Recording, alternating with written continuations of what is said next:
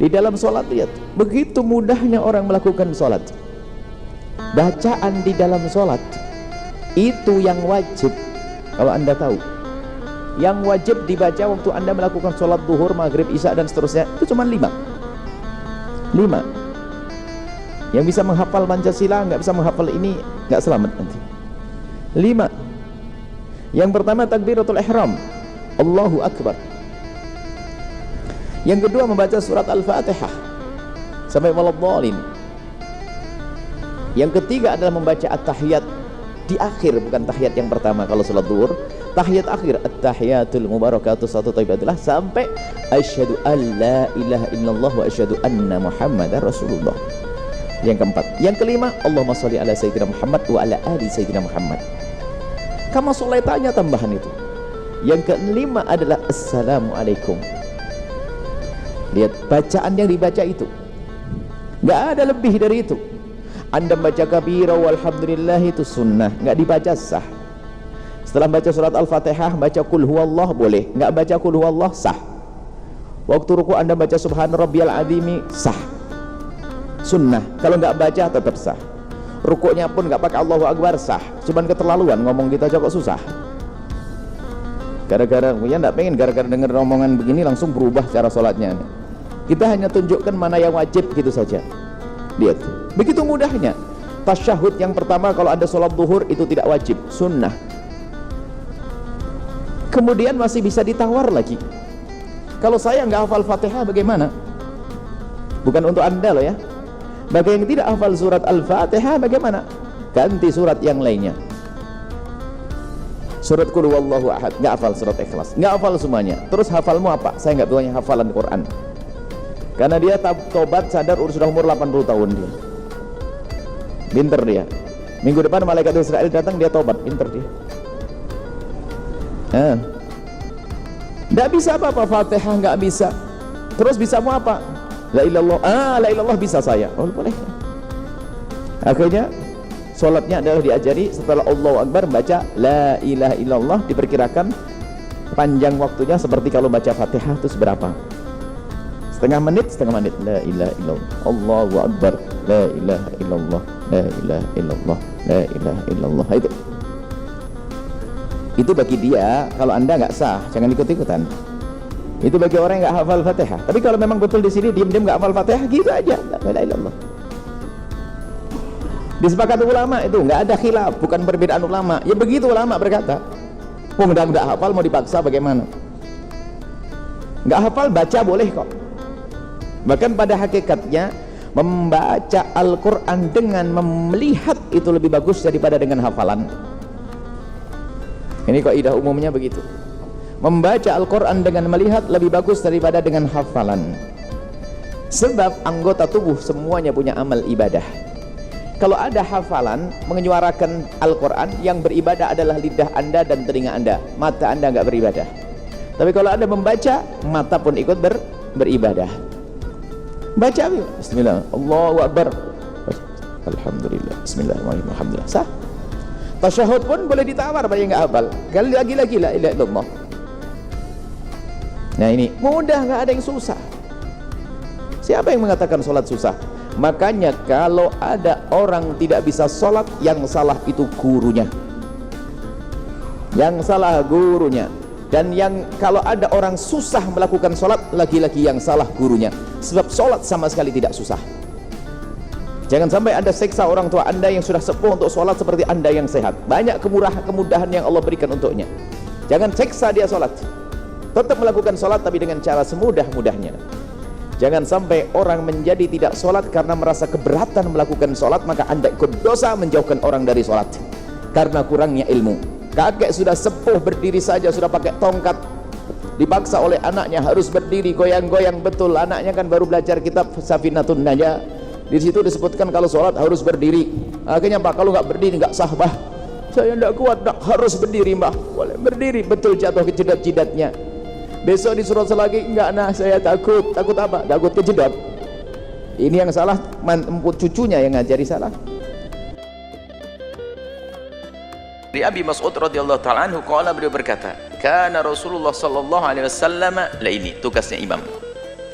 Tugasnya imam, karena Rasulullah SAW yamsahu manakibana. Nabi itu Masya Allah dengan kelembutan. Yang jadi imam jangan langsung lempem ngadep ke kiblat, Allahu Akbar, makmumnya ditinggal begitu saja. Dengar Nabi, imam itu jangan buru-buru takbir kecuali sudah meluruskan, merapatkan barisan dengan benar. Sampai diceritakan Nabi, lah ini loh yang sunnah yang sering ditinggalkan.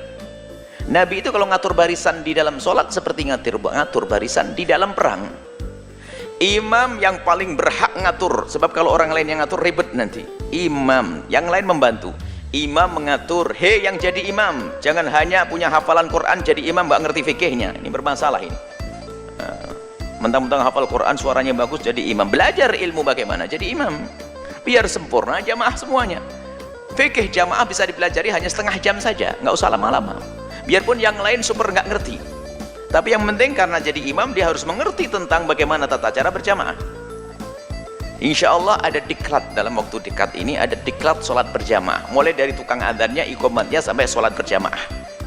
Ini kita ingin adakan, jadi kami himbau kepada para imam-imam kita untuk bisa datang supaya Anda fakih di dalam masalah sholat berjamaah, supaya tidak salah-salah. Jadi bukan sekedar punya bacaan Quran langsung jadi imam. Nah, ini kebanyakannya seperti itu tuh. Jadi tugas imam, Nabi yamsah manakibana, mengusap pundaknya, dipegang, ditempelkan ke pundak kawannya.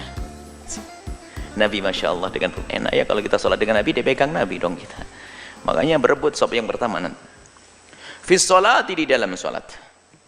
Wa yaqulu, kemudian Nabi sambil berkata, istaw, lurus ya. Dan luruskan barisan itu tujuan inti adalah meluruskan barisan. Wala takhtalifu, jangan menclang-menclang, jangan miring-miring barisanmu. Sambil dengan penuh kelembutan, bukan dengan kekasaran. Kalau meluruskan barisan, imam dengan penuh kelembutan, staw, luruskan. Dan meluruskan itu adalah inti.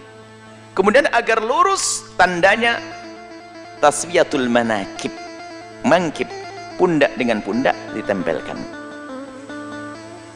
Pundak dengan pundak, ini urutannya. Luruskan dulu barisan. Bagaimana caranya? Pundak dengan pundak. Nempel itu bukan berarti desak-desaan ya, nempel lah. Wala takhtalifu, nanti akan disebutkan hadisnya. Jangan engkau barisanmu jangan pelencang-pelencang, miring-miring sana tuh, barisan tak lurus. Fatakhtalifu qulubukum, sehingga akan menjadi sebab hatimu porak-poranda. Urusannya mengatur barisan, ternyata akibatnya hati porak-poranda. Yang punya hati Allah, dan sabda Nabi adalah Allah, dari Allah. Makanya kalau kita melanggar bisa saja berantakan rumah kita, berantakan, kita nggak indah gara-gara nggak peduli dengan urusan barisan sob. Maka jangan meremehkan urusan sob di dalam sholat berjamaah, jangan diremehkan. Hukumnya sangat dikukuhkan, sunnah yang sangat dikukuhkan. Liyaliyani minkum ulul ahlami wan nuha. Cara sholat berjamaah itu yang mengiringi imam, di belakangnya imam itu hendaknya orang-orang yang ulul ahlami, orang yang sudah dewasa dan orang yang punya akal, maksudnya orang yang ngerti. Yang di belakang imam khususnya. Karena ini ada sebab, ada hal-hal lain nanti yang bisa ditangani, selesaikan. Misalnya imamnya batal, maka yang di belakangnya langsung menjadi khalifah. Coba yang nggak ngerti ilmunya bingung, oh imam bubar gitu kan kacau nanti. Makanya jangan di belakangnya imam kecuali Anda sudah belajar dulu ilmunya. Gimana kalau tiba-tiba imam batal wudhu? Bisa batal wudhu enggak imam? Bisa saja tiba-tiba batal wudhu atau lupa, ya Allah sarungnya dikencingin sama anaknya, bubar dia. Nah yang di belakangnya nggak ngerti ilmu, kok pergi imamnya? Nah gitu enggak. Kalau imam batal langsung namanya istikhlaf, imam minta yang di belakangnya jadi khalifah. Maka dihimbau oleh Nabi, yang di belakang imam adalah orang yang mengerti. Maka jangan langsung buru-buru Anda di belakangnya, nanti ya giliran imamnya batal Anda bingung. Agar Anda bisa mendapatkan di belakang imam, yuk belajar sekarang. Kalau imam batal, Anda menjadi khalifah. Khalifahnya imam melanjutkan agar berjamaah terus berjalan. Tsummal ladzina yalunahum, kemudian setelah itu ngiringi berikutnya. Baru saja seperti itu. Beresi dulu yang pertama, yang dekat dengan imam, kemudian belakangnya. Tsummal ladzina yalunahum, kemudian belakangnya. Hadis diriwayatkan oleh Imam Muslim. Hmm.